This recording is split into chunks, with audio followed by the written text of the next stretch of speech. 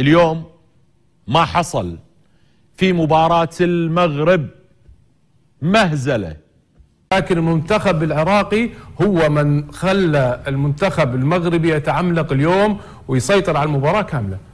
الزلزولي سيكون الأروع ربما ومن أجمل الأهداف في هذه البطولة. احنا يؤسفنا هذا وضعنا وهذه إمكانياتنا وهذه أدواتنا ولا تتفاجئ. أنا بصراحة ما متفاجئ.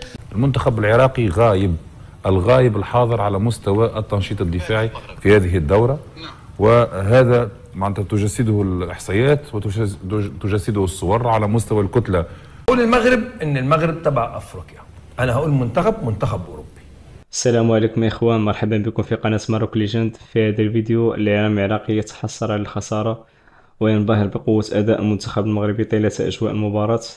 فهذه الخسارة كانت إقصاء للمنتخب العراقي وتأهل المنتخب المغربي.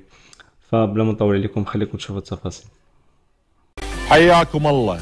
فضيحة مدوية في باريس، فضيحة وانتكاسة كبيرة لمنتخبنا الأولمبي.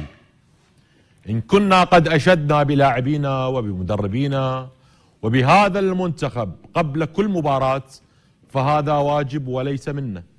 نحن هنا نأتي في كل تغطية لدعم منتخبات الوطن. غايتنا أن نقدم كل شيء لدعم الوطن، لدعم لاعبين الذين يلعبون من أجل الشعار. اليوم ما حصل في مباراة المغرب مهزلة بلا رؤية فنية ولا تكتيك حقيقي ولا أداء ولا مستوى. لاعبون وكأنهم شواخص في الملعب، مدرب بعيد كل البعد عن كيفية إدارة المباراة، يمتلك أدوات وكأنهم أشباح داخل الملعب، ولديه مواهب مميزة وأسماء لامعة بكت عليها المدرجات التي جلسوا عليها وصرخت حتى دكت البدلاء الذين هم فيها. هل يعقل لاعب مدافع عصري شرس مثل حسين علي يلعب في واحد من أكبر الدوريات الأوروبية أن يكون حبيس مصطبة الاحتياط؟ مليون علامة استفهام. هل يعقل لاعب بمواصفات بلند آزاد يدفع ضريبة، نعم يدفع ضريبة لفكر المدرب المحلي؟ لأول مرة سأتحدث وأقول وأعطي رأيي وأنتقد فكر المدرب المحلي. ليش؟ لأن وصلنا إلى حالة ميؤوس منها، وصلنا إلى طريق مسدود مع مدربنا الوطني اللي نكون له كل الاحترام كل التقدير، ندعمه نسانده، لكن هم من يقولوا لنا هذا حدنا وبس. بعد دعمنا كل مدربينا بكل البطولات، ساندنا كل مدربينا بكل البطولات، أشدنا بيهم، آزرناهم، كل شيء قدمنا لهم، لكن جاء اليوم الذي نقول فيه لكل المسؤولين بدءا من الحكومة واللجنة الأولمبية ووزارة الشباب والرياضة والاتحاد العراقي لكرة القدم المعني بالتعاقدات وتسمية مدربين المنتخبات الوطنية: لا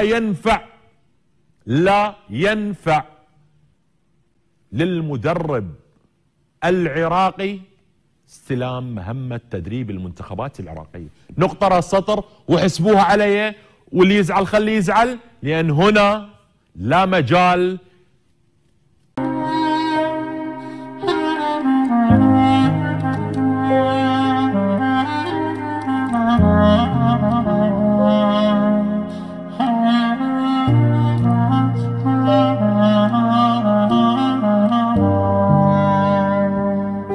بشكل عام. يعني المنتخب لن يظهر بشكل يليق إلى سمعة العراق وما قدمته المنتخبات في السابق وبالتحديد المشاركات الأولمبية.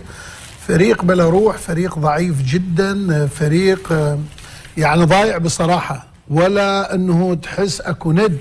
احنا يمكن امس انا قلت خلي يلعبون، النتيجة طبيعي اذا واحد خسر، بس على القليل يظهر بمظهر لائق يتناسب مع تطور الكرة العراقية بالفترة الأخيرة، الدعم اللامحدود من قبل الحكومة، من قبل الاتحاد، من قبل الأولمبية. لكن يؤسفنا اللاعبين ضايعين. مباراة نهائية ليش ما أعطوها حقها. احنا يا أبو مصطفى قلنا الفوارق موجودة لكن هاي مو أول مباراة أكو فوارق بين فريق وفريق. لكن اليوم عدم مجاراة المنتخب المغربي، وكان يلعب فريق أشبال وفريق يعني صاحب خبرة، يعني فريقنا ضايع اليوم.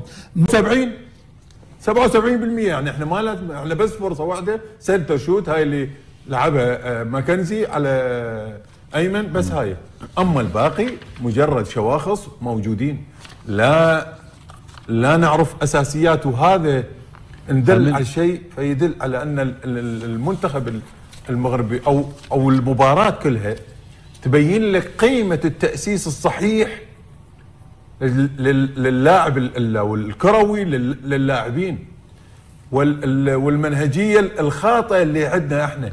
يعني احنا مع كل الأسف لعب عشوائي، لعب غير منظم.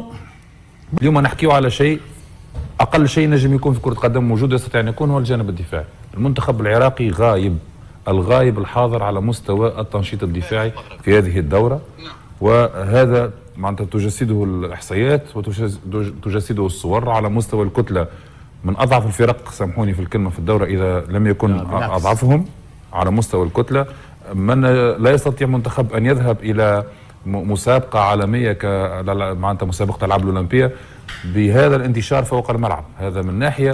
من ناحية أخرى أي فريق في العالم يستطيع اختراق الخطوط الثلاث تاع المنتخب العراقي بأسهل من السهولة، وهذا اللي شفناه اليوم عند المنتخب المغربي. وتشوفوا حتى الهدف الثالث اللي حكى عليه الكابتن أبو حيدر، نحكيه على المرحلة الأخيرة في الهدف في العملية الفنية نتاع الزلزولي، لكن لو نحكيه على المرحلة الأولى كيف صار الاختراق على 60 متر. 60 متر عبارة إنسان داخل معناتها الحديقة مش داخل المناطق. 60 متر تعداهم المنتخب المغربي وهو يتفسح بالكرة إلى أن وصلت للزلزولي، ثم الزلزولي في عملية الواحد ضد واحد. وهذه العملية الواحد ضد واحد، ويسامحوني الإخوة العراقيين والمدافعين، تجسد مدى سذاجة المدافع العراقي، وزشدها الكل ساعدون لأنه صحيح ضعف، لا ولا سذاجة، لأنه في الواحد واحد ضد واحد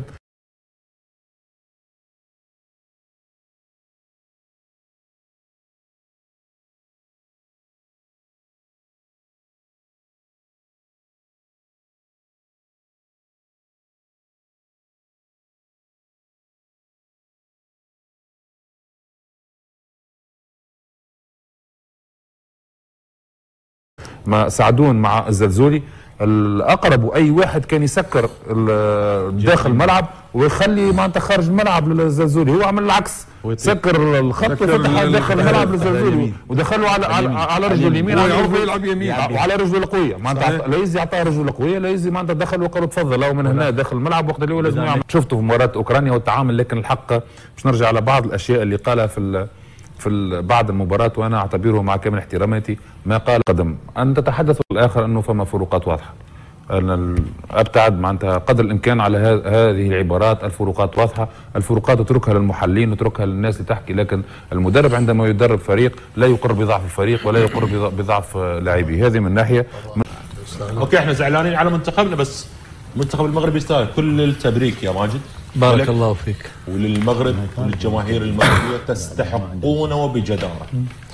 بارك الله فيك. لا أحد كان يتوقع في المغرب أن تكون النتيجة بهذه الطريقة وبهذه الكيفية. الشارع المغربي طبعا كان هناك نوع من التخوف بعد التعثر أمام أوكرانيا، وبالتالي كنا نترقب هذه المباراة. عندما نتحدث عن كرة القدم المغربية ربما أشار أمين لنقطة مهمة في مسألة التلاحم ما بين كل مكونات كرة القدم المغربية. هناك منظومة وهناك إشراف، وطبيعي جدا أن يتم استشارة وليد الركراكي، وهذا أمر طبيعي جدا لأنه هو المشرف العام على كرة القدم المغربية. المنتخب المغربي عندما تعثر أمام أوكرانيا كانت هناك زوبعة وردود فعل على مستوى الصحافة، حتى الجماهير تحاملت من خلال السوشيال ميديا، ولكنها في النهاية اقتنعت بأنه هذا المنتخب ربما لكل جواد كبوة ورب ضارة نافعة. لملم الصفوف، رأينا منتخب بإضافة نوعية، منتخب يعرف ماذا يريد، ومنتخب يحترم الخصم العراقي. ما رأيته في هذه المباراة بأنه أين هذه الروح بالنسبة للمنتخب العراقي؟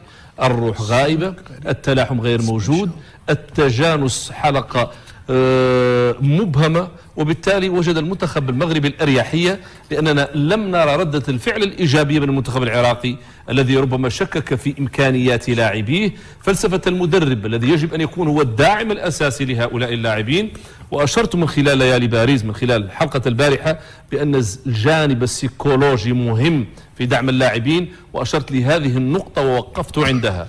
وبالتالي أعتقد بأنه ما رأيناه بالنسبة للأداء العراقي بأنه يفتقد لمقومات المنتخب الذي عليه أن يراهن.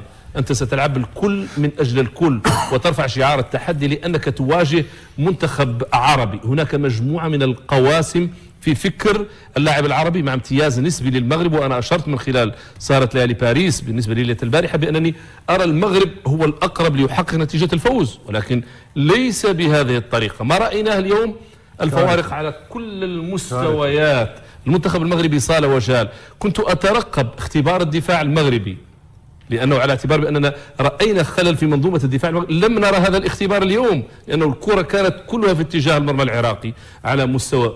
كيف لك أن تراها والكرة دي مع المغرب؟ طبعا استحواذ وكل شيء، حتى المغرب الذي عانى على مستوى التسديدات كانت حلقة مبهمة. رأيناه اليوم يسدد ولا أروع من خلال ما قدمه عبد الصمد الزلزولي. كابتن أمين طبعا تفضلوا في إشارة مهمة على مستوى الامتلاك الكرة. الإسبان لما سألوهم على في أول 2008 2010 لما جابوا الامتلاك سألوهم على الامتلاك الكرة، قالوا ماذا أسلوب هجومي رائع؟ قال لهم لا، احنا امتلاك الكرة بالنسبة لنا أسلوب دفاعي. قال لهم كيف أسلوب دفاعي؟ قال لهم قد ما الكرة عنا احنا مطمئنين، لأنه في الأخير نلعب بكرة واحدة، وهذا اللي يصير لما أنت الكرة عندك، انت في معناتها سيكوريتي. اما انك المنتخب العراقي تعطي الكره لاي منافس تخليها له 70% كابتن انا لم ارى من خلال مباريات الدوره الاولمبيه الطريقه التي سجل بها الهدف الاول. امير تشارلسون هذا العملاق بمتر 95 لاعب بريمتس لم يرتقي حتى بانه بكل سهوله، هناك اريحيه حتى بانه رايناه وكانه يرى شباك فارغه. نقطه مهمه واساسيه، مسألة المغرب تفوق على نفسه من خلال استغلال واستثمار موضوع التسديد. هدف الزلزولي سيكون الأروع ربما ومن أجمل الأهداف في هذه البطولة. لا طبعا هناك كرة القدم ما دامت موجودة وملعوبة الأهداف تبقى بإضافة وبسحر وبنكهة. هذا الاستثنائي الكبير بأن المغرب يمتلك مدربين، مدرب في دكة البدلاء ودعما نفسي وكمالا ويمينا عرضا وحكيمي للتاريخ، ليست له هوية برازيلية أو يصدر الإبداع والحضور وأصفق لما يقدمه هذا اللاعب. لكن أول برنامج عراقي المنتخب المغربي نعم فريق عالمي. الألم اللي بينا لا مغربي نعم فريق عالمي. شوف كابتن، احنا لما نحكي عن المنتخب المنتخب المغربي من أول مباراة بالبطولة حقق نتيجة الفوز على المنتخب الأرجنتيني، واحنا يعني شفنا ان هي مش مفاجأة، لا كان في أداء وكان في روح وفي نظام وفي فريق يحترم بالملعب، عارف واجباته الدفاعية والهجومية، والروح القتالية موجودة، والاستحواذ موجود، والتحرك بدون كرة موجود، والتنظيم الدفاعي والتنظيم الهجومي، كل شيء بكرة القدم شاهدناه مباراة الأرجنتين. رغم الخسارة من أوكرانيا المباراة الثانية، ولكن كان الأفضل هو المنتخب المغربي، مسيطر على المباراة بأغلب أوقاتها. بضربة حظ المنتخب الأوكراني استطاع أنه يفوز على المنتخب المغربي. الخسارة لا هزت المنتخب المغربي ولا أثرت على المنتخب المغربي ولا أثر الإعلام على المنتخب المغربي. المنتخب المغربي واثق من حاله. اليوم احنا توقعنا نكون في ندية من المنتخب العراقي، ولكن المنتخب المغربي على نفس الليفل وعلى نفس المستوى. المنتخب المغربي ما قدم شيء أكثر من ما قدمه بالمباراتين الماضيات، ولكن المنتخب العراقي هو من خلى المنتخب المغربي يتعملق اليوم ويسيطر على المباراة كاملة. المنتخب العراقي اليوم مو حاضر. المنتخب العراقي لا دفاعيا ولا هجوميا ولا تنظيميا ولا شيء يذكر بكرة القدم. ولكن احنا كمان خلينا نكون واقعيين، احنا دائما المدرب الشماعة، احنا كعرب المنتخب خسر، المدرب هو المسؤول، ودائما المدرب هو مسؤول عن الخسارة. ولكن ايضا كمان اللاعبين الجيل الموجود بالمنتخب الاولمبي، الجيل العراقي اليوم ما في مواهب الصراحه. خلينا نكون صريحين، دائما كرة القدم كابتن خلينا نكمل. المنتخب العراقي دائما الجيل المنتخب الاولمبي يكون فيه 11 موهبه. اليوم لما يكون عندي موهبتين او ثلاث، عنده 4 مواهب، ايش انا بدي اعمل قدام منتخبات نفس اوكرانيا، نفس المغرب، نفس الارجنتين؟ لو يكون في فرحه احنا نقعد نفرح ونطبل ونهيص ونعمل كل حاجه، ولما يكون في سلبيات بنمسك في السلبيات ونقعد فيها ونتكلم فيها ونقعد نقطع ونقعد نتكلم. لو احنا هنبص للمنتخب العراقي في البطوله، اول شيء دي انا بدافع عنهم، هم بيلعبوا في مجموعه صعبه. المجموعه لما يكون فيها الارجنتين ويكون فيها المغرب ويكون فيها اوكرانيا، يبقى احنا مقتنعين ان في 3 منتخبات على مستوى عالي. ومش هقول المغرب ان المغرب تبع افريقيا، انا هقول منتخب اوروبي. ليه؟ كل اللاعيبه اللي موجوده عم ماجد عندكم في المغرب اغلبها كلها ناس محترفين وبتلعب في انديه كبيره. 70%. 70 ماشي، همش 70. لا معناتها اغلبهم صحيح. ماشي ما في مشاكل، بس هعتبره منتخب اوروبي. ليه؟ لان كل لعيبته بتلعب في اوروبا. اوكرانيا هتقول لي في لاعيبه بتلعب في الدوري الاوكراني كانها في اوروبا. نفس الحكايه منتخب الارجنتين. طيب المنتخب العراقي كم لاعب عنده محترف؟ انتوا كل النهارده اتكلمتوا بكابتن راضي. كابتن راضي احنا لو احنا هنتكلم عنده لاعب محترفين اكيد، بس في انديه ممكن ما تكونش وافقت. ممكن هم العيب ان انت عندك المنظومه اللي موجوده لازم تعلن ان انت لاعب. لما النادي بتاعه يرفض لازم انت تطلع تعلن ان النادي ده رفض.